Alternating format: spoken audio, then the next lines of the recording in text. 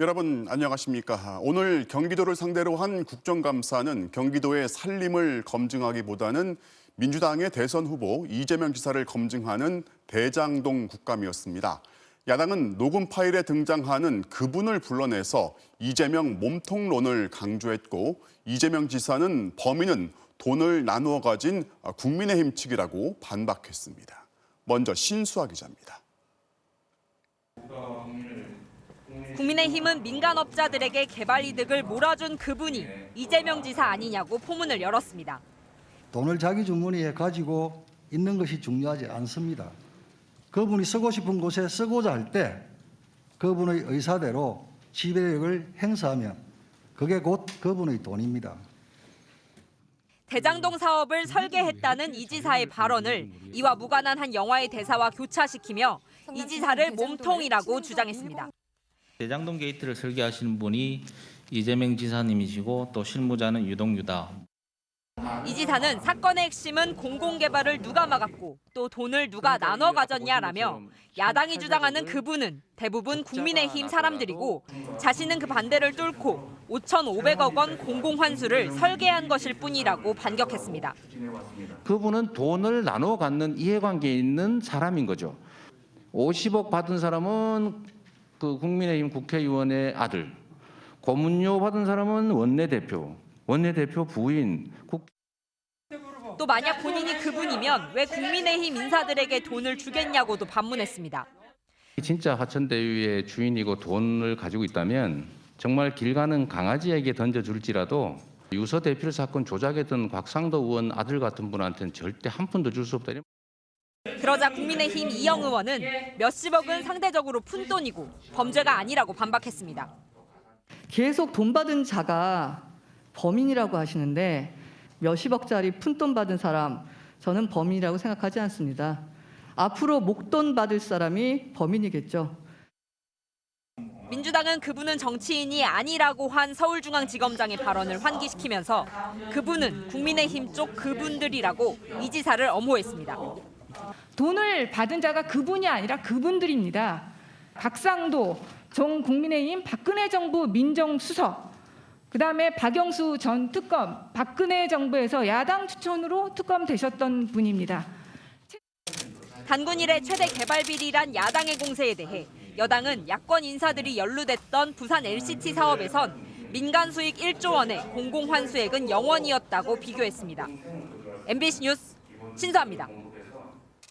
이 대장동 민간 사업자의 천문학적인 초과 이익은 누구의 책임인지도 쟁점이었습니다.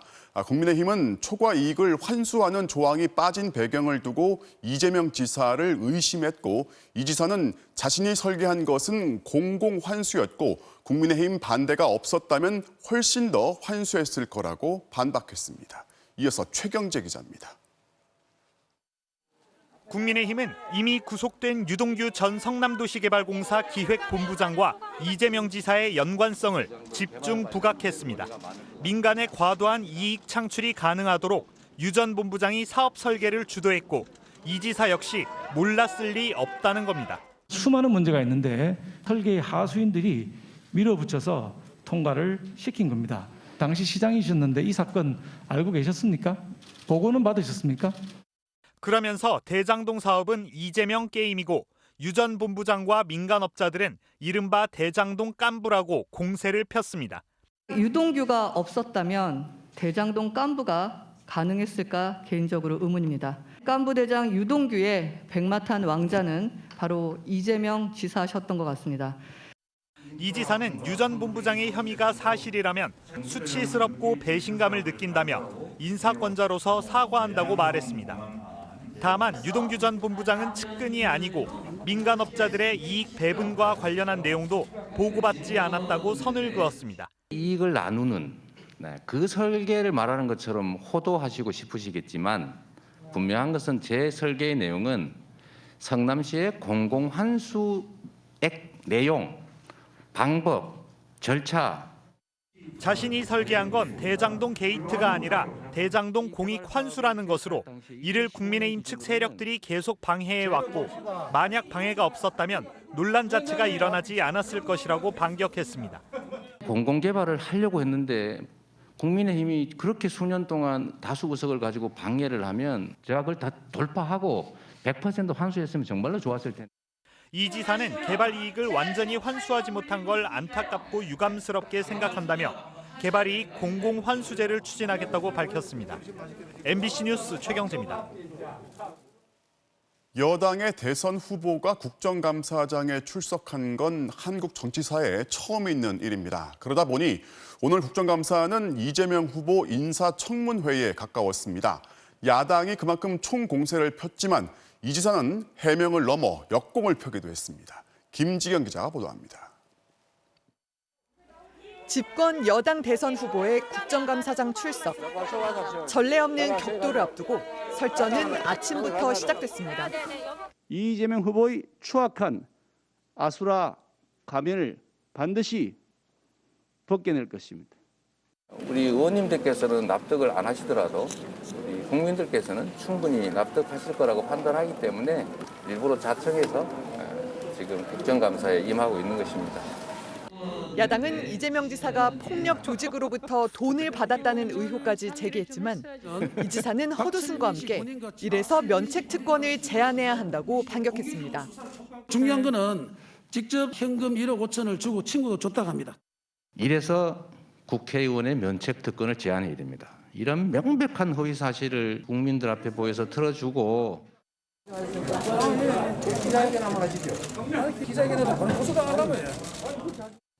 대장동 비리에 측근이 연루됐다면 대선 후보를 사퇴하냐고 묻자 윤석열 전 총장부터 답변하라고 받아쳤습니다. 대통령 후보에 사퇴하시겠습니까? 측근 비리가 있으면? 윤석열 총장의 측근이 100% 확실한 그분 문제되면 A를 물으면 A를 답변하셔야죠. 시킬 건지 먼저 답해 주시면 알겠습니다. 저도 답을 하도록 하겠습니다. 지사님. 답변 시간을 놓고 신경전도 치열했습니다. 야당 의원들은 이 지사의 답변을 끊었지만 여당 의원들은 충분한 시간을 보장했고 이 지사는 해설판까지 사용하며 해명 기회를 적극 활용했습니다. 경기도정 홍보장이 아니고 도지사 개인의 어떤 신상 발언장이 아니에요. 아니, 넌 발언하는데 조용히 하세요. 10초 답변하세요 하면 그건 예 아니면 노 하세요. 이게 국감입니까? 급기야 야당 의원은 김부선 씨와 전화 통화를 했다며 녹음 파일을 들려다 제지당하기도 했습니다. 국감을 보다가 어떤 분이 도저히 열이 받아서 그만하세요. 그거는 예의 안 맞는 겁니다. 뜨거웠던 국감장만큼 국감장 밖에서도 이재명 후보 찬반 단체의 충돌이 이어졌습니다. MBC 뉴스 김지경입니다. 네, 이재명 지사를 상대로 한 국정감사는 이 시간에도 진행되고 있습니다. 경기도청 연결해서 현장 상황 알아보겠습니다. 김재경 기자. 네, 경기도청에 나와 있습니다. 원래 일정대로라면은 경기도 국감은 이 시간에는 끝나야 하는 거 아닌가요? 네, 지금은 마지막 보충 질의가 진행 중인데요. 경기도 국정감사는 곧 끝날 것으로 보입니다. 예정보다는요, 2시간 정도 더 걸렸는데 경기도 국감이 끝나면 행안위 의원들은 경기 남부경찰청으로 이동해 국정감사를 이어갑니다. 경기 남부경찰청 역시 대장동 관련 수사를 진행 중인 만큼 국정감사는 밤늦게까지 진행될 것으로 보입니다. 자, 대선 후보를 상대로 한 초유의 국감이었는데 하루 종일 이어진 국감 평가들이 어떻습니까? 네, 아무래도 야당이 가면을 찢어놓겠다고 송곳 검증을 예고했던 것에 비하면 결정적인 한 방은 없었다는 평가가 나옵니다. 국민의힘은 경기도 행정부지사 출신 박수영 의원을 배치하는 등 검증 의지를 다졌는데 전반적으로 이 지사가 타격을 입을 만한 의혹이나 사실관계를 제시하지는 못했습니다. 반대로요, 이 지사는 수적 우세인 여당 의원들의 지원 속에서 답변 시간을 충분히 확보하면서 야당의 공세를 차단하는 모습이었습니다. 이 지사가 답변을 길게 하는 전략으로 나오자 야당 의원들은 짧은 문답으로 공격하기보다는 주어진 시간 동안 자신의 주장을 길게 펴는 모습이었는데요. 국정감사를 실시간 모니터한 야권 대선 주자 원희룡 후보는 야당 의원들의 질문이 이 지사의 빈틈을 파고들지는 못하고 있다, 억장이 무너진다며 답답함을 토로하기도 했습니다. 자, 그런데 이제 경기도는 모레요. 국토교통위 국정감사를 또 받는단 말이죠. 자, 뭐 이 지사든 야당이든 공세 수위가 더 높아질 것 같은데 어떻습니까? 네, 경기도는 행안위와 함께 국토위의 피감 기관인데요. 국토위 국감은 수요일입니다. 모레 이곳에서 다시 진행되는데 대장동 문제는 성격상 행안위보다는 국토위에 해당하는 만큼 오늘은 전초전일 거라는 이야기가 나옵니다. 이 지사는 모레 국정감사까지 끝낸 뒤에 지사직을 사퇴할 것으로 알려졌습니다. 지금까지 경기도청에서 MBC 뉴스 김재경입니다. 대검찰청을 상대로 한 국정감사도 여야가 상대당 주요 후보를 겨냥한 공세로 진행됐습니다. 여당은 윤석열 전 총장의 징계가 정당했다는 최근 판결과 여러 의혹을 강조했고, 야당은 검찰의 대장동 수사가 부실하다고 압박했습니다. 이어서 김정인 기자입니다. 민주당은 윤석열 전 검찰총장이 판사들을 사찰하고 채널A 사건 수사를 방해한 사실을 법원이 인정해 징계가 정당했다는 판결을 내린 만큼 윤 전 총장을 직권남용 혐의로 수사하거나 감찰하라고 압박했습니다. 형법상 직권남용, 하급자로 하여금 의무 없는 일을 하게 한 그런 행위다라는 걸 적시하고 있는 겁니다. 수사와 감찰이 진행돼야 된다. 윤석열 총장 당시 고발 사주 의혹에 연루된 수사정보정책관실에 대한 감찰은 물론 지난 2011년 대검 중수 이과장 시절 수사했던 부산저축은행 부실 대출 사건에서 대장동 대출 의혹 건을 제외한 것에 대해서도 수사가 필요하다고 촉구했습니다. 부실 대출 사건도 수사가 안 된 겁니다. 그러니까 조모 씨의 변호인이었던 박영수 특검이 역할을 했다고 볼 수밖에 없고, 최재경 중수부장이나 윤석열 당시 과장한테 역할을 했겠죠. 김호수 검찰총장도 수사 가능성을 내비쳤습니다. 다 수사 범위 안에 포함을 시키도록 지시했습니다. 수사팀에서 광범위하게 검토하고 다시 수사를 하는 방향으로. 야당의 공세는 대장동 의혹 수사에 집중됐습니다. 성남시를 압수수색하면서 왜 시장실은 안 했냐며 수사 의지가 없다고 항의했습니다. 압수수색을 성남시를 빼놓고 해요? 감찰 조사하십시오. 증거인멸 다 한 다음에 압수수색하는 게 무슨 의미가 있습니까? 과거 성남시 고문 변호사 경력 때문에 봐주는 거냐는 야당의 의혹 제기에 김 총장은 월 30만 원 고문료로 5달 동안 지역 봉사를 한 것일 뿐이라며 대장동 수사와는 무관하다고 반박했습니다. MBC 뉴스 김정인입니다. 이번 의혹의 핵심 인물 중 하나인 천화동인 4호 남욱 변호사가 한국에 도착하자마자 검찰에 체포됐습니다. 뇌물을 주기로 약속한 혐의 등으로 체포영장이 발부됐는데요. 검찰은 이르면 내일 구속영장 청구 여부를 결정할 것으로 보입니다. 윤수환 기자입니다. 대장동 개발의 설계자로 불리는 남욱 변호사가 오늘 귀국했습니다. 검찰 전담수사팀이 출범한 지 20일 만입니다. 귀를 덮는 긴 머리에 두 손을 가지런히 모은 채 쏟아지는 질문에 말을 아꼈습니다. 사전 도피 의혹도 있었는데 왜 들어오신 건가요? 죄송합니다. 저기 마지막으로 인천공항 입국장은 새벽부터 몰려든 취재진과 시민단체 관계자들로 국세통을 이뤘습니다. 일부는 남 변호사를 연행하기 위해 나온 검찰 수사관들과 뒤엉켜 소란을 빚기도 했습니다. 뭐 한 거야? 지금 다치십니다. 검찰은 남 변호사를 곧바로 체포했습니다. 뇌물공여 약속죄와 배임 등의 혐의 외에 10여 년 전부터 쓰던 휴대전화를 최근 없애는 등 증거인멸 정황도 체포영장 발부 사유가 된 걸로 전해졌습니다. 화천대유 대주주 김만배 씨 등과 함께 유동규 전 성남도시개발공사 본부장에게 700억 원대 뇌물을 약속하고 사업 과정에서 특혜를 받았다는 게 검찰이 의심하는 대목입니다. 천화동인 4호의 소유주로 1,000억 원의 배당을 챙긴 남 변호사는 화천대유의 초기 사업자금 유치와 토지 수용 과정에 결정적 역할을 한 인물로 알려져 있습니다. 또 검찰에 녹음 파일을 제공한 정영학 회계사와도 10여 년 전부터 함께 사업을 진행한 막역한 사이입니다. 따라서 700억 약정설이나 7탄 350억 로비 등 정영학 녹취 파일에 나온다는 핵심 의혹들을 푸는데 실마리를 제공할지 주목됩니다. 남 변호사는 귀국 전 언론 인터뷰에서도 녹취 파일의 신빙성에 무게를 싣는 듯한 발언을 해 눈길을 끌기도 했습니다. 검찰은 체포 직후 남 변호사를 서울중앙지검으로 압송해 강도 높은 조사에 착수했습니다.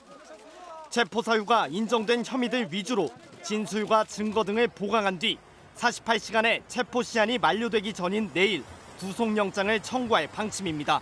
MBC 뉴스 윤수환입니다. 네, 검찰이 남욱 변호사의 구속영장을 청구한다면 이번 수사에서 세 번째입니다. 그런데 유일한 구속자인 유동규 전 본부장이 구속 여부를 다시 판단해달라고 법원에 청구했습니다. 취재기자 연결해 보겠습니다. 이재혁 기자. 서울중앙지검에 나와 있습니다. 자, 남욱 변호사 조사는 계속 진행되고 있는 거죠. 네, 오늘 새벽 귀국하자마자 이곳 서울중앙지검으로 압송된 게 아침 7시쯤이었습니다. 그 뒤로 현재 13시간째 조사가 이어지고 있는 건데요. 당초 검찰은 남 변호사 변호인 측과 출석 일자를 조율할 걸로 알려졌지만 귀국 즉시 체포하는 쪽으로 계획을 바꾼 겁니다. 김만배 씨 구속이 좌절된 데 이어 성남시청 뒷북 압수수색 논란 등 부실 수사 비판을 의식한 걸로 보입니다. 남 변호사를 둘러싼 의혹들이 대부분 김만배 씨와 긴밀히 연결된 혐의들인데요. 수사팀 입장에서는 남 변호사에 대한 조사 성과에 따라 김 씨의 구속영장 재청구도 탄력을 받을 수 있다는 의미입니다. 남 변호사 조사 외에 검찰은 오늘 오전부터 성남시청을 추가로 압수수색했는데요. 사흘 전 첫 압수수색 때 손에 넣지 못했던 직원들의 이메일 등을 확보하기 위한 조치로 전해졌습니다. 그리고 유동규 전 본부장은 이제 구속 상태에서 매일같이 조사를 받고 있는데 구속 적부심을 청구했어요. 네, 검찰은 오늘 유 전 본부장도 불러 조사하고 있습니다. 지난 3일 구속된 그의 구속기한이 모레까지니까 일단 재판에 넘기기 위해 진술을 보강하는 차원으로 보입니다. 그런데 오늘 유 전 본부장이 법원에 구속 적부심을 청구했습니다. 자신이 구속된 게 과연 적법하냐는 건데요. 김만배 씨의 영장 기각에서 보듯 자신이 김 씨로부터 뇌물을 받았다는 등의 검찰 주장에 근거가 부족하다고 반박했습니다. 또 구속 뒤 수사에 적극 협조했기 때문에 도주나 증거인멸 우려도 사라졌다는 건데요. 수사가 이런저런 공경에 처한 마당에 검찰로선 뜻밖의 일격에 당한 셈인데요. 구속 적부심은 내일 오후 법원에서 열립니다. 김만배 씨 영장 기각에 이어 유일한 구속 피의자인 유 전 본부장마저 석방된다면 수사는 한 치 앞을 내다보기 어려운 지경으로 내몰릴 수도 있습니다. 지금까지 서울중앙지검에서 전해드렸습니다. 4차 유행이 시작된 이후 3개월 만에 코로나19 신규 확진자 수가 최저치를 기록했습니다. 오늘부터는 단계적 일상 회복을 앞두고 마지막 거리두기도 시작이 됐죠.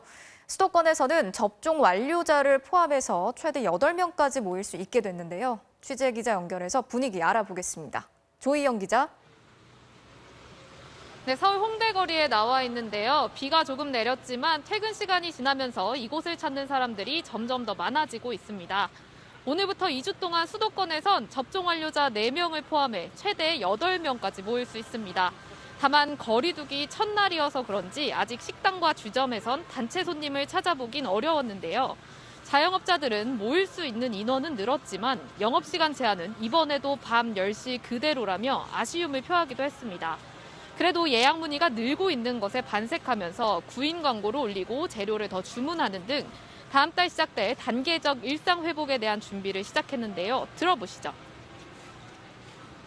기대는 하고 있고 준비는 하고 있습니다. 아무래도 직원들 부인 구직을 좀 하거나 그런 시기죠. 구인 광고도 올려놓고. 자, 단계적 일상 회복을 앞두고 앞으로 2주 동안이 마지막 고비가 될 걸로 보이는데요. 다행스럽게도 앞서 전해드린 것처럼 오늘 새로 발생한 확진자 수가 4차 대유행이 시작되고 나서 석 달 만에 가장 적은 기록이 나왔죠. 네, 오늘 코로나19 신규 확진자는 1,010명입니다. 지난 7월 확진자 규모가 1,000명대로 치솟으면서 4차 유행이 시작된 이후 석 달 만에 가장 적었는데요. 주말 동안 검사 건수가 줄어든 영향도 있겠지만 방역당국은 유행 규모가 안정적으로 조금씩 줄어드는 추세를 보이고 있다고 평가했습니다. 또 백신 접종 완료율이 전 국민의 64.6%, 18세 이상 성인 기준으로 75%를 넘어서면서 전파 차단 효과가 확실히 나타난 것으로 분석했습니다. 다만 사람들의 이동량은 줄어들지 않고 오히려 증가하는 경향을 보이고 있다면서 일상 회복을 앞두고 방심하면 안 된다고 방역수칙 준수와 거리두기를 당부했습니다. 지금까지 홍대거리에서 MBC 뉴스 조희영입니다. 우리보다 먼저 일상 회복을 선택한 나라들 중에는 프랑스도 있죠. 영국이 방역을 한꺼번에 해제했다면 프랑스는 실내 마스크 착용과 백신 패스를 통해서 방역 완화의 속도를 조절하고 있습니다. 다음 달부터 우리가 시행할 단계적 일상 회복의 모습이 바로 프랑스와 비슷할 것으로 예상이 되는데요. 먼저 박윤수 기자의 보도 보시고 나서 프랑스 현지 연결해서 궁금한 점들 더 짚어보겠습니다. 이른 아침 프랑스 파리의 전통시장이 북적거립니다. 손님 맞이에 바쁜 상인들. 마스크를 썼을 뿐 코로나 이전과 크게 다를 게 없는 풍경입니다. Il y a eu un peu moins de monde, mais là c'est revenu un peu comme avant. Ouais, il y a pas mal de gens qui sont partis ailleurs, mais il y a eu des nouveaux clients qui sont arrivés quand même, et ça fonctionne plutôt bien. 파리의 상징 에펠탑으로 가봤습니다. 평일 오후 에펠탑 앞 공원입니다. 시민들과 관광객들이 마스크를 벗고 한가로운 시간을 보내고 있습니다. 코로나 때문에 3번, 총 5개월 동안 봉쇄 조치를 경험했던 파리는 이제 거의 일상을 되찾았습니다. 길거리에서는 서로 볼을 맞대고 인사하는 모습을 어렵지 않게 볼 수 있습니다. C'est peut-être pas la fin de l'épidémie, mais disons qu'on est sur la bonne voie. 이런 변화는 넉 달 전부터 시작됐습니다. 지난 6월 프랑스 정부는 야외에서 마스크를 벗을 수 있게 허용하고 야간 통행 금지 조치도 풀었습니다. 다만 실내에서는 계속 마스크를 쓰게 했습니다. Je pense qu'on n'est pas encore sorti de l'épidémie, donc je préfère garder mon masque à l'intérieur. Après, en extérieur, c'est vrai que parfois je l'enlève et je le mets sous le nez pour pouvoir respirer mieux. 공연장을 비롯한 다중이용시설도 관람인원 제한 규제가 사라지면서 다시 붐비고 있습니다. 백신 접종을 증명하는 백신 패스를 보여주고 실내에서 마스크 쓰는 것만 지키면 됩니다. Un an. On est content de sortir, mais surtout aussi, ça fait plaisir que tous les intermittents du spectacle puissent reprendre leur activité parce qu'ils ont vachement souffert pendant le Covid. Du coup, ça fait plaisir de les retrouver, qu'ils puissent à nouveau faire leur profession et nous divertir, et c'est cool. 프랑스는 국민 75%가 코로나 백신 1차 접종을 마쳤고 67%는 2차 접종까지 완료했습니다. 높은 백신 접종률에 방역 완화 속도도 조절하면서 프랑스의 하루 확진자는 5,000명 안팎, 사망자는 50명 이하로 이웃나라 영국의 절반 수준을 유지하고 있습니다. 자, 앞서 리포트에서 보신 것처럼 프랑스는 방역을 한꺼번에 완화하지 않고 속도를 조절하는 방식을 택했는데요. 그럼 프랑스 현지에 나가 있는 취재기자 연결해서 자세한 이야기 나눠보도록 하겠습니다. 박윤수 기자. 네, 파리 에펠탑 샹드마 공원입니다. 자, 지난주 영국에 이어서 이번엔 프랑스를 찾았잖아요. 일단 궁금한 게 영국이랑 비교했을 때 어떻습니까? 확실히 방역에 좀 더 규제가 있어 보이는데요. 네, 이곳 에펠탑 앞 공원은 파리에서도 시민들과 관광객들이 가장 많이 찾는 곳인데요. 이제는 야외에서 마스크 착용이 의무가 아니다 보니 사람들 대부분이 마스크를 벗고 있습니다. 하지만 실내에서는 얘기가 달라지는데요. 지하철과 트램 같은 대중교통에서는 마스크를 안 쓴 사람을 찾아보기 힘듭니다. 야외와 달리 실내에서는 여전히 마스크 착용이 의무이기 때문입니다. 프랑스 정부는 지난해 7월부터 공공장소에서 마스크를 안 쓸 경우 135유로, 우리 돈 18만 원 정도의 벌금을 부과하고 있습니다. 그러다 보니 프랑스에서는 쇼핑몰이나 백화점 같은 시설에 들어갈 때 마스크를 썼다 밖으로 나와선 벗는 게 일상이 됐습니다. 마스크 착용 규제가 전혀 없는 영국과는 다른 모습인데요. 파리 시민들에게 영국의 방역 해제를 어떻게 보느냐고 물었더니 섣부르게 방역을 풀었다가 그 대가를 치르고 있다는 답을 들을 수 있었습니다. 자, 이제 우리도 다음 달이면 단계적 일상 회복에 들어가는데 이 프랑스의 사례를 통해서 앞으로 우리의 모습을 좀 가늠해 볼 수 있을 것 같습니다. 네, 프랑스에서는 실내 마스크 착용과 백신 패스 제시를 제외하면 코로나 이전과 크게 다르지 않은 일상생활을 할 수 있습니다. 백신 패스는 백신 접종을 마친 사람들에게 발급되는데 우리가 식당이나 카페에 들어갈 때 찍는 QR코드와 비슷합니다. 제가 어제 파리 곳곳을 돌아다니면서 하루 동안 백신 패스를 모두 5번 찍었는데 불편함은 느끼지 못했습니다. 다만 백신 미접종자들은 코로나 검사 음성 확인서가 있어야 다중이용시설을 이용할 수 있습니다. 우리 정부도 백신 패스 도입을 예고했죠. 서서히 일상을 되찾아가고 있는 지금의 프랑스 풍경들이 머지않은 한국의 미래가 될 가능성이 높아 보입니다. 파리에서 MBC 뉴스 박윤수입니다. 자, 단계적 일상 회복의 시작이 이제 눈앞으로 다가오면서 정부가 그동안 중단했던 소비 쿠폰 제도를 다시 시작하기로 했습니다. 스포츠와 영화, 숙박, 여행업계에 소비 쿠폰을 지원하고 여행 정상화를 위해서 해외 항공편을 확대하는 방안도 준비하고 있습니다. 고은상 기자가 자세히 설명해 드리겠습니다. 정부는 영화를 보면 한 명에 6,000원을 할인해주는 이른바 소비 쿠폰을 올 하반기 167만 명에게 제공하기로 했습니다. 야구와 축구 등 프로스포츠 관람비 50% 할인 쿠폰 40만 명분과 실내 체육시설 이용료를 월 3만 원 환불해주는 쿠폰 역시 나눠줄 예정이었습니다. 영화, 스포츠, 외식, 휴가 지원 등의 1,400만 장 이상의 소비 쿠폰이 발행될 계획이었지만 4차 대유행으로 대부분 중단됐습니다. 소비 쿠폰의 전면적인 재개 조건은 2차 백신 접종률 70%, 이제 눈앞에 왔습니다. 위드 코로나가 민생 경제와 취약 분야 회복 등으로 이어질 수 있도록 소비 쿠폰 등 그간 잠정 중단되었던 정책의 재개 검토 등 백신 접종률이 65%에 육박하면서 다음 달 초부터 소비 쿠폰이 다시 지급될 것으로 보입니다. 온라인 여행사의 국내 숙박업소 할인 쿠폰도 발행될 예정. 여행업계는 이미 해외여행의 정상화까지 준비하고 있습니다. 이번 달부터 전 직원이 출근해 본격적인 영업 재개에 나선 하나투어. 이른바 트래블 버블 지역인 사이판은 올해 항공권을 구하기가 어려울 정도고 별도의 격리 없이 입국할 수 있는 해외 여행지에 대한 문의도 급증하고 있습니다. 지금은 사이판 자리가 없어요. 12월까지 다 대기 예약이에요. 다 찼어요, 비행기가. 사이판이 다 차니까 이제 괌으로, 하와이로 번져가고 있고요.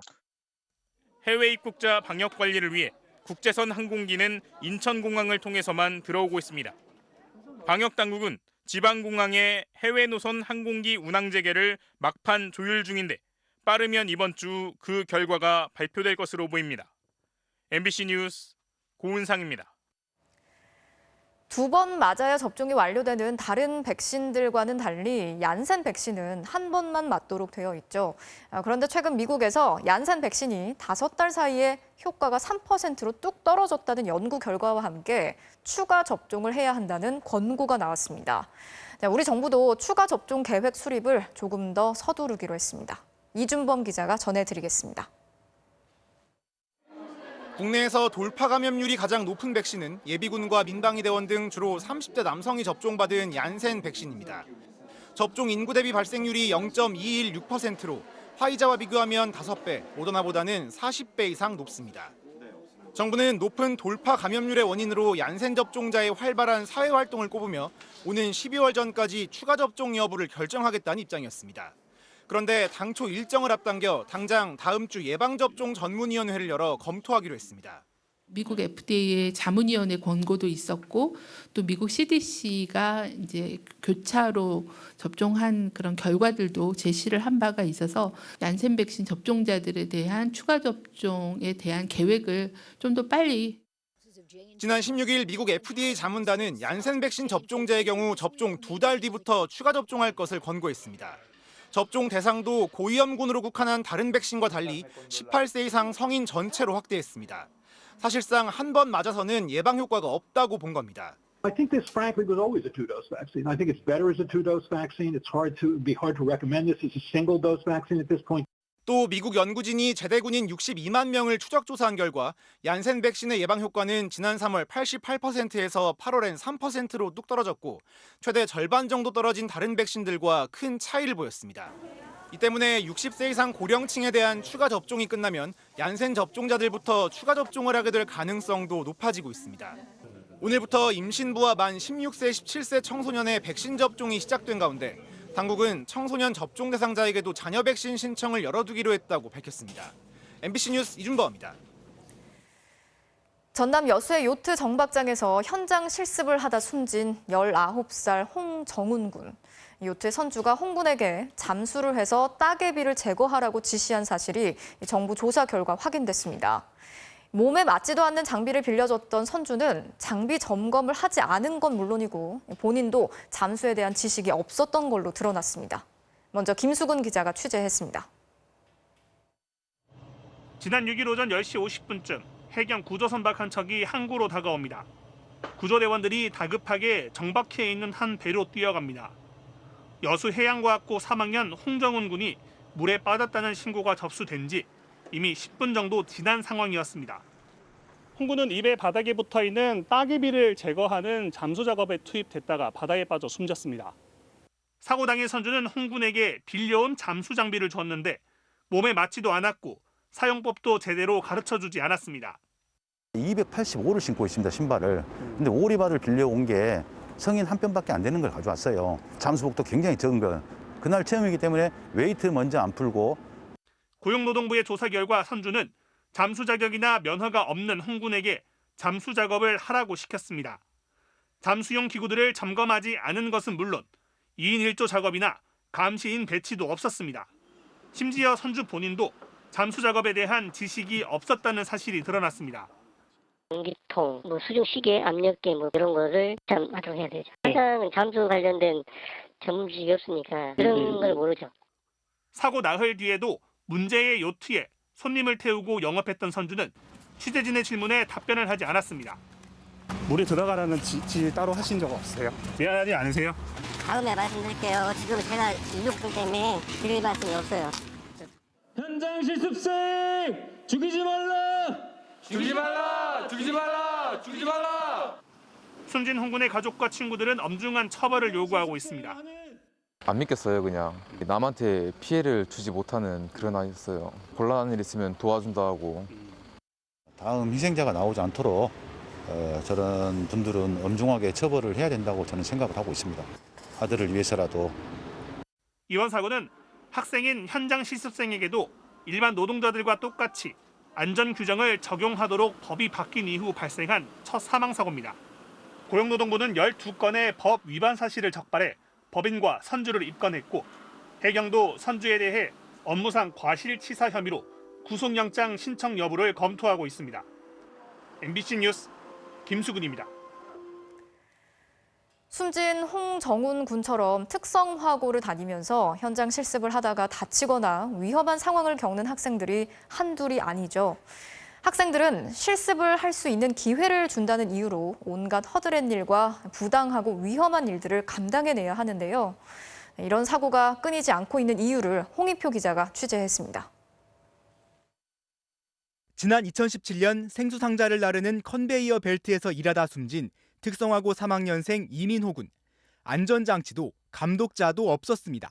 완전히 능수능란한 기술자가 아니면 다닐 수가 없는 그런 거를 학생한테 맡겨놓은 거죠. 이 사고 이후 교육부는 취업이 아닌 학습 위주로 간다며 근로계약서를 없앴고 교육청이 인증한 안전한 기업에서만 실습할 수 있게 기준을 강화했습니다. 하지만 그 기준은 다음 해 완화됩니다. 실습할 수 있는 곳이 준다는 이유였습니다. 지난해 광주의 한 자동차 정비 공장에 실습을 갔던 특성화고 고3 학생은 철제 부품에 맞아 팔을 다쳤습니다. 그런데 비아 섞인 비아냥거림을 들어야 했습니다. 그러니까 네가 그런 학교 나오지 팔 다친 그런 식으로 이야기를 하면서 심지어 치료비도 못 받았는데 공장 측은 한술 더 떴습니다. 회사 직원분이 본사에서 온다고 저한테 집수랑 풀고 안 다친 척을 좀 하면 안 되겠냐고. 반도체 공장에서 일했던 한 실습생은 회사가 자신을 싼 값에 허드렛 일을 하는 인력 정도로 취급했다고 합니다. 현장 실습 명목으로 돈의 70%까지 적대해줘도 되는데 교육을 받는 거라고 해서 받는데 정작 하는 건 싼 일꾼이 되어버리는. 교육부는 현장 업체들 관리가 힘들다는 이유로 고용노동부는 노동자가 아닌 학생이란 이유로 서로 책임을 떠넘기고 있습니다. 실습생을 노동자로 인정을 해서 그에 따라서 노동부가 또 적극적인 책임을 질 수 있는 대책이 마련될 필요가 있고요. 학생들은 업체와 정부가 안전을 위해 충분한 정보를 제공하고 시키지 말아야 할 위험한 업무는 구체적인 기준을 정하라고 요구하고 있습니다. 왜 우리 같은 실습생이 일하다가 죽어야 해? 도대체 왜 살기 위해 들어간 일터에서 죽음을 맞이해야 해? MBC 뉴스 홍익표입니다. 국민의힘 대선 후보들은 오늘 부산에서 토론회를 열었습니다. 윤석열 후보 캠프에서는 주호영 선대위원장의 발언을 두고 청년 비하 논란이 일었습니다. 김민찬 기자입니다.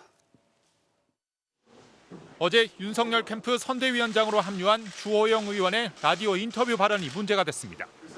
윤 후보의 2030 지지율이 낮은 이유를 묻는 질문에 청년들이 단편적인 인상에 영향을 받는다는 취지로 답한 겁니다.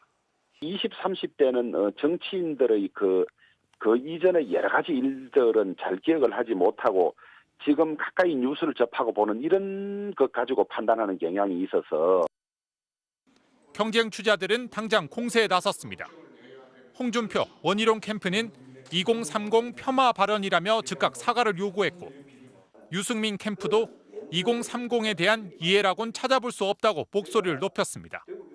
논란이 커지자 결국 주 의원은 2030 세대를 비하하는 의도는 추호도 없었다며 그렇게 들렸다면 자신의 불찰이라고 해명했습니다. 부울경 합동 TV 토론에서도 설전은 계속됐습니다.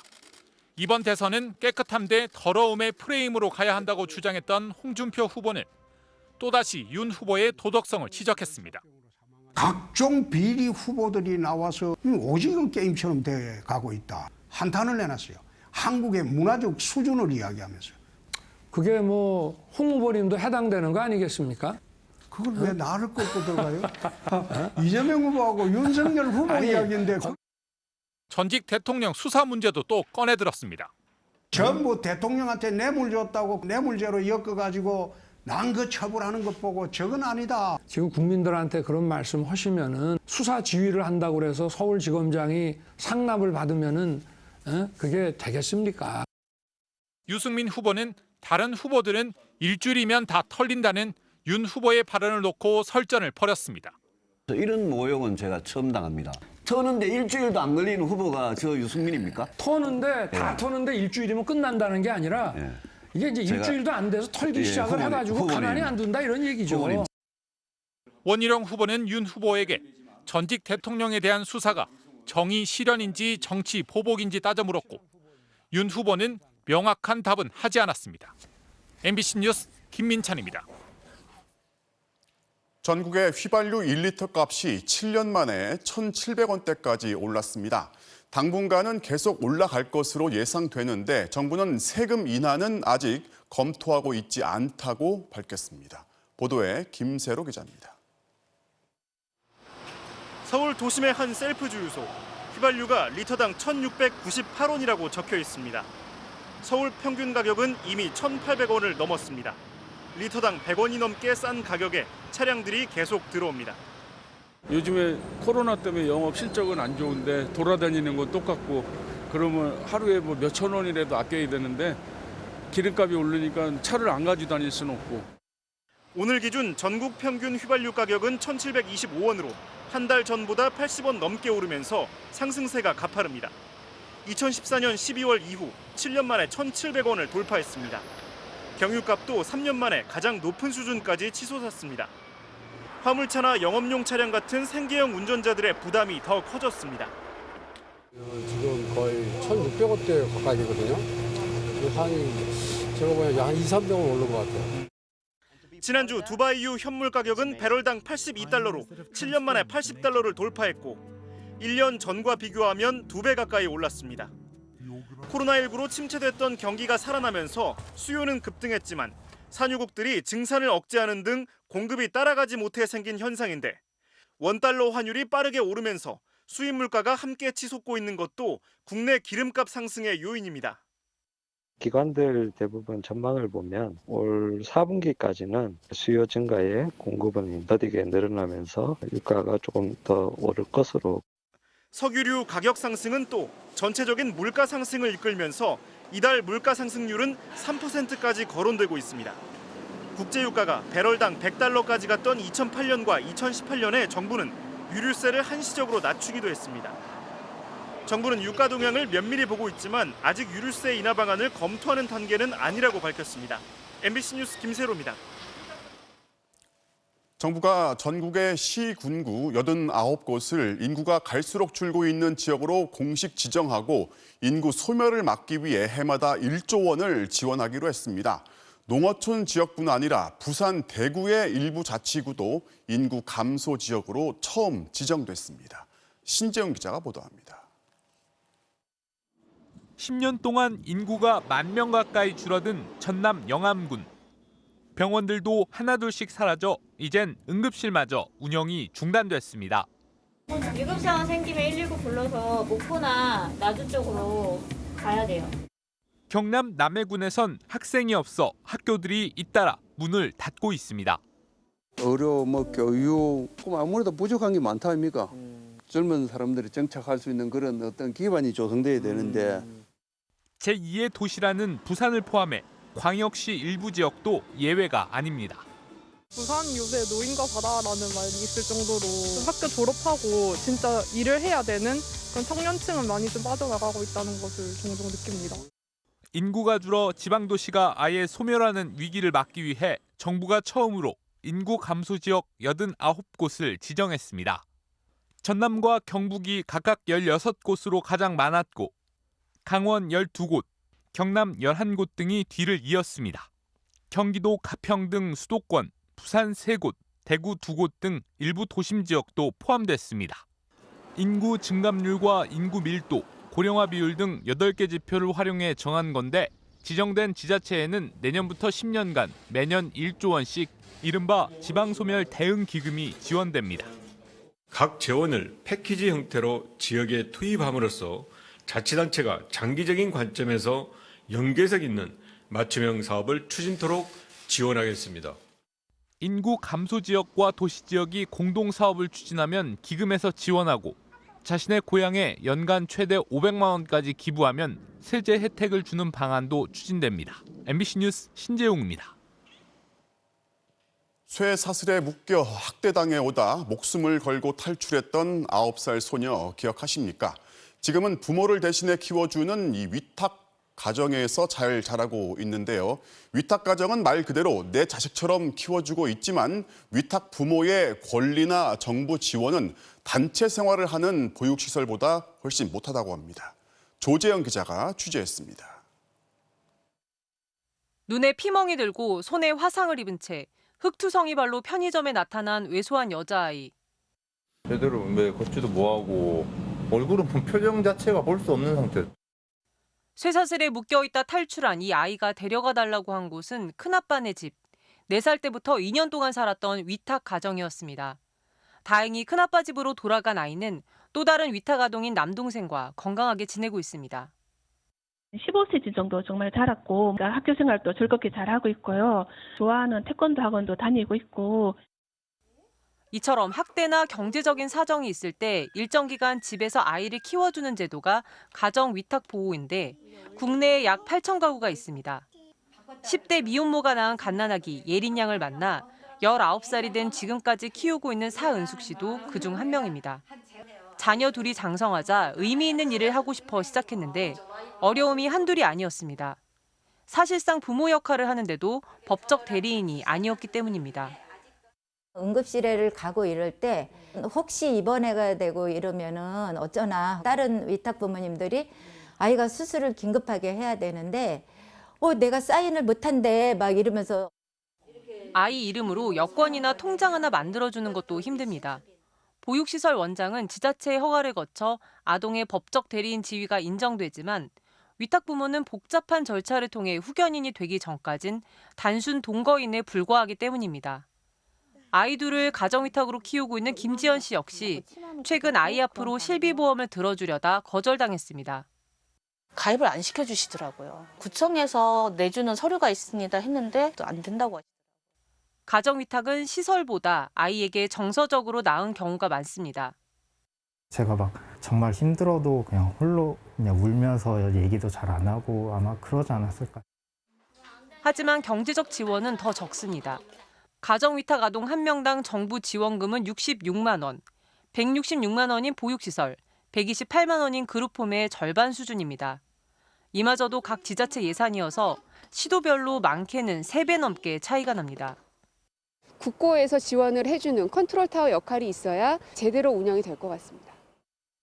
가정위탁 비율은 미국과 영국의 경우 70%가 넘지만 국내는 20%대에 불과한데 정부는 3년 이내 이 비율을 37%까지 끌어올리겠다는 계획을 내놨습니다. MBC 뉴스 조재영입니다. 병원에서 MRI 촬영을 하던 환자가 촬영 기기와 산소통 사이에 끼어서 숨지는 사고가 있었습니다. MRI 장비가 가진 강한 자력 때문에 산소통이 기기 안으로 빨려 들어간 건데요. 경찰은 반입이 금지돼 있는 금속 재질의 산소통이 어떻게 반입됐는지 조사하고 있습니다. 이재경 기자가 취재했습니다. 지난 14일 밤 8시 반쯤 경남 김해의 한 병원에 입원해 있던 60대 남성은 영상의학과로 옮겨졌습니다. 두통 증상이 심해지자 MRI를 찍기 위해서 촬영 장비 위에 누웠습니다. 그런데 MRI 장비가 작동을 시작하는 순간 갑자기 육중한 물체가 날아와 이 남성을 덮쳤습니다. 높이 1m, 무게 10kg이 넘는 산소통과 산소통이 실려있던 수레였습니다. MRI 장비와 산소통에 끼인 이 환자는 결국 숨졌습니다.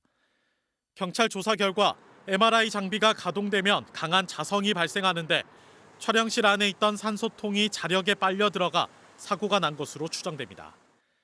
MRI 기기를 작동할 때는 금속 장신구 착용은 물론 주변에도 금속 물체는 두지 않는 것이 일반적입니다. 그렇다 보니 보건복지부가 마련한 규정에도 금속 산소통을 MRI실에 둬선 안 된다는 등의 세부적인 내용까지는 마련돼 있지 않습니다. 보통 하면은 단지, 꼬리 이런 거 있잖아요. 그런 거 일단 빼라고 하거든요. 병원 측은 사고 당시 당직의사와 간호사 등 4명의 의료진이 현장에 함께 있었으며 환자가 산소통이 필요할 만큼 응급 상황이었다고 주장하는 것으로 전해졌습니다. 하지만 경찰은 MRI실 내부에 별도의 산소 공급 장치가 있었던 것으로 확인하고 강철로 된 별도의 산소통을 반입한 경위를 조사하고 있습니다. MBC 뉴스 이재경입니다. 인도 남부 지역에서는 나흘째 기록적인 폭우가 쏟아지면서 현재까지 35명이 숨지는 등 피해가 속출하고 있습니다. 산사태로 주택이 무너지고 강물이 넘쳐 홍수가 발생하면서 고립되는 마을들이 늘고 있습니다. 신정현 기자가 전해드리겠습니다. 1층 주택이 통째로 뒤로 넘어지더니 강물 속으로 흔적도 없이 사라집니다. 급류에 휩쓸려가던 사람은 다리 위에서 누군가 던져준 밧줄을 붙잡고 필사적으로 버팁니다. 어른 어깨까지 차오른 물에 버스가 오도 가도 못하자 승객들은 창문으로 탈출합니다. 지난 15일부터 인도 최남단 케랄라주에 기록적인 폭우가 내리고 있습니다. 일부 지역에는 2-3시간 동안 무려 200mm가 넘는 물폭탄이 쏟아졌습니다. Four landslides happened there yesterday. Brought all the water and other items to the downwards. 18개월 된 여자아이가 물에 빠져 숨지고 산사태로 집이 무너져 일가족 6명이 희생되는 등 최소 35명이 목숨을 잃었습니다. 도로가 유실돼 고립된 마을이 속출하고 곳곳에서 전기가 끊겨 4,700여 명이 현재 대피소에 머물고 있습니다. ഒരിക്കൽ ഒരു 3-3:30 4 മണിയാകുമ്പോൾ തന്നെ റോഡ് നിറഞ്ഞ് വെള്ളം കയറി വന്നായിരുന്നു. 현지 당국은 군경을 투입해 수색과 구조 작업에 나섰지만 실종자가 많아 희생자는 더 늘어날 것으로 우려됩니다. 케랄라주에서는 3년 전에도 최악의 홍수로 500명 가까이 숨지고 100만 명 넘는 이재민이 발생했습니다. 현지 언론은 도시화가 급속히 진행되면서 홍수를 막아주던 습지와 호수가 부분별하게 사라져 폭우의 무방비 상태가 됐다고 지적했습니다. MBC 뉴스 신정현입니다. 한 번도 뵌 적은 없지만 오랜 세월 포기하지 않고 살아주셔서 감사합니다. 마늘과 쌀을 훔치다 적발된 할머니가 알고 보니까 평생을 정확한 이름도 주민등록 번호도 없이 살아온 무적자 신분이었다는 소식을 전해드린 바 있는데요. 이 보도가 나간 이후에 전국 각지에서 할머니를 응원하는 이런 따뜻한 마음들이 잇따르고 있습니다. 덕분에 할머니는 주민등록도 회복됐고 이사도 해서 새로운 삶을 시작하게 됐습니다. 이지형 기자가 할머니를 만나봤습니다. 충북 충주의 한 여인숙 앞. 남성들이 1톤 화물차에 짐을 싣고 있습니다. 출생신고도 주민등록도 돼 있지 않은 채 75년을 무적자로 살아온 할머니의 이삿짐입니다. 단출한 살림이지만 할머니 혼자 힘에 부칠까 지역 단체에서 나섰습니다. 도움이 되고자 이삿짐부터 또 물품, 생필품 필요하실 것 같아가지고 준비해가지고 이렇게 오게 됐습니다. 할머니는 지난 8월 교회와 농가 등에서 마늘과 쌀 등을 훔치다 경찰에 붙잡혔습니다. 그런데 경찰 수사 과정에서 어릴 적 가족과 뿔뿔이 흩어진 뒤 주민등록도 없이 60여 년 동안 혼자 외롭게 살아온 사실이 알려졌습니다. 이후 서울과 광주, 강원도 등 전국 각지에서 할머니에게 전해달라는 온정이 잇따랐습니다. 비누와 수건 같은 생필품은 물론 두꺼운 겨울옷과 이불까지 정성이 깃든 손편지와 함께 경찰서에 속속 도착했습니다. 할머니께서 그동안 얼마나 혼자 외롭고 쓸쓸하셨을까? 그냥 이런 생각이 들어가지고 아주 작지만 도움을 드리고 싶어서. 혼자가 아니시다라는 마음을 좀 느끼게 해드리고 싶어서. 그 사이 할머니는 주민등록 생성을 마쳤고 긴급복지 서비스를 통해 간소한 세간살이까지 갖춘 월세방으로 이사도 갈 수 있게 됐습니다. 기초생활수급자 지정 등 복지 서비스와 의료 혜택을 받기 위한 절차도 진행 중입니다. 75년간의 유령 생활을 마치고 이제서야 사회 안전망 속으로 들어온 할머니는 연신 고마운 마음을 전합니다. 너무 고맙죠. 사는 동안은 열심히 정말 열심히 살 거예요. 그래야 그분들한테 보답하는 거고. MBC 뉴스 이지연입니다.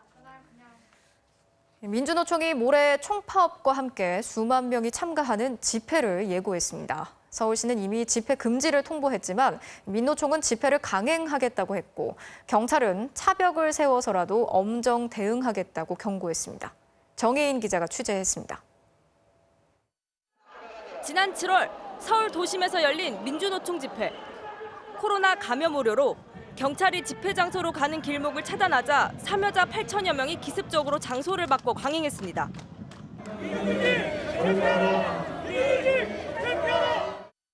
집회 참여자 22명이 감염병 예방법 위반 혐의 등으로 입건됐고 집회를 주도한 양경수 민주노총 위원장은 구속 수감됐습니다.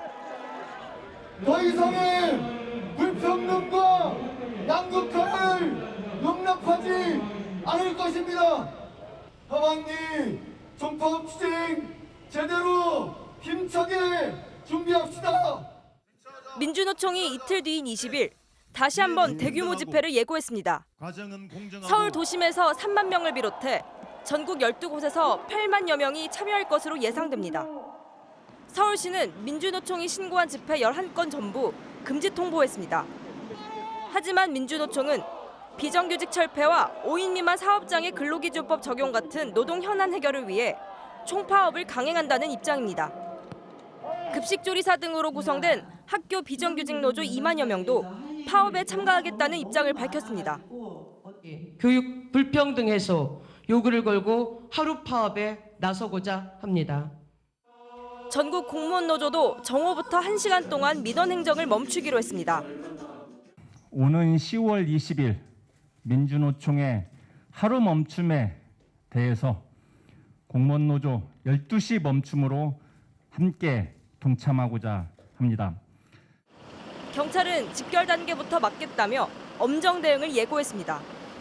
김창룡 경찰청장은 필요하면 차벽도 설치할 수 있다면서 수사 전담팀을 편성해 불법 집회 주동자를 반드시 처벌할 방침이라고 강조했습니다.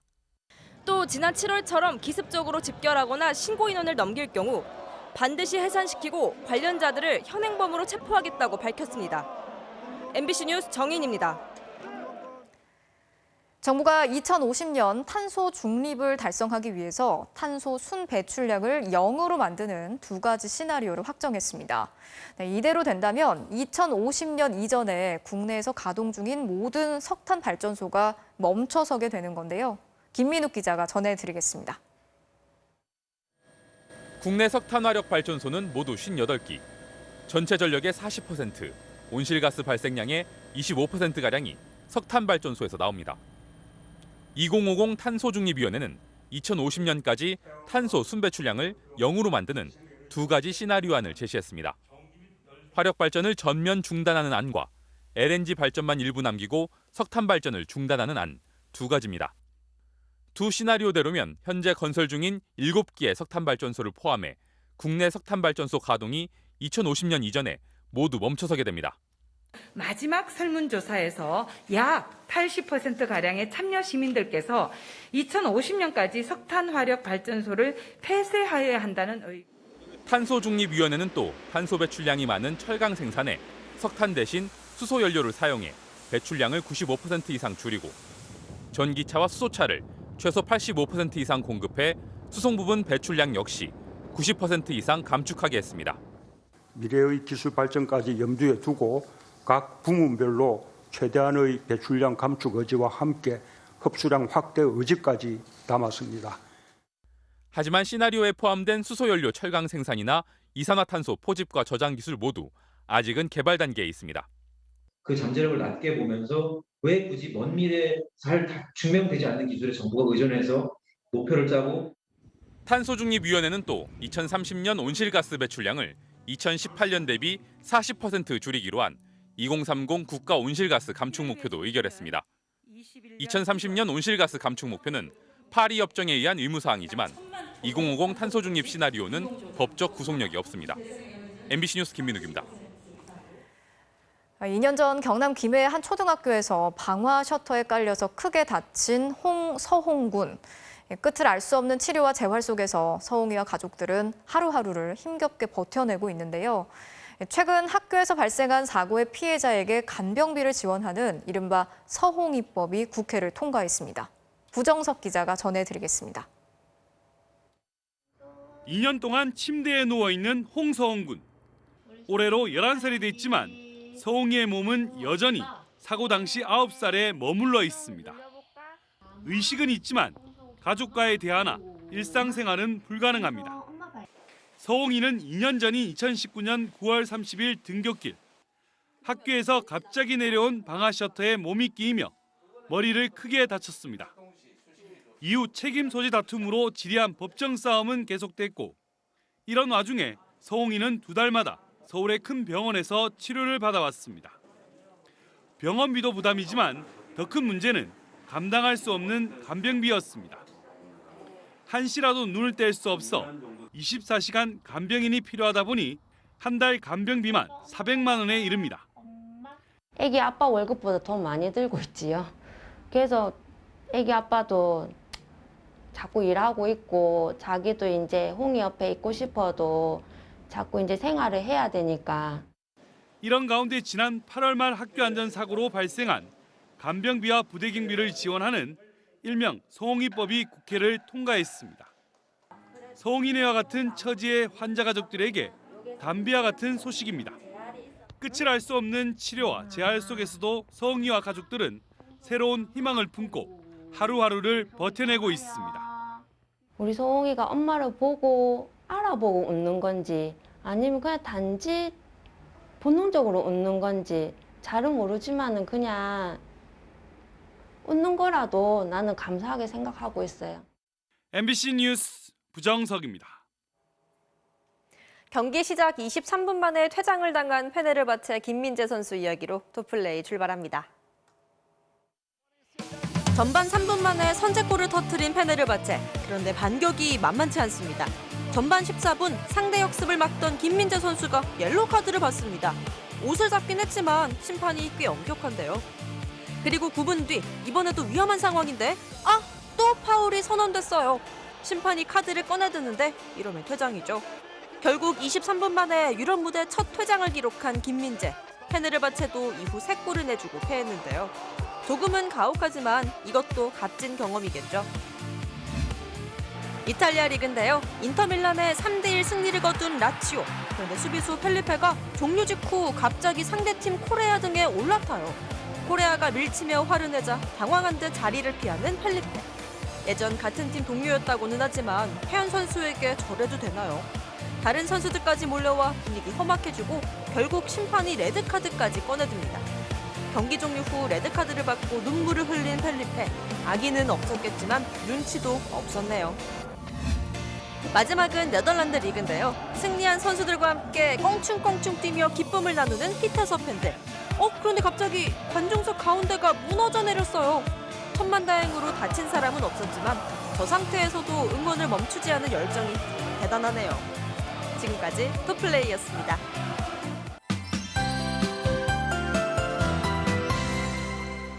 날이 갑자기 추워져서 건강관리는 잘하고 계신지 걱정입니다. 밤이 된 지금 수도권을 중심으로 산발적으로 비가 내리고 있는데요. 내일은 차츰 전국으로 확대되겠습니다. 비는 내일 새벽부터 낮 사이에 가끔 오겠고요. 양은 5에서 20mm 안팎으로 많지는 않습니다.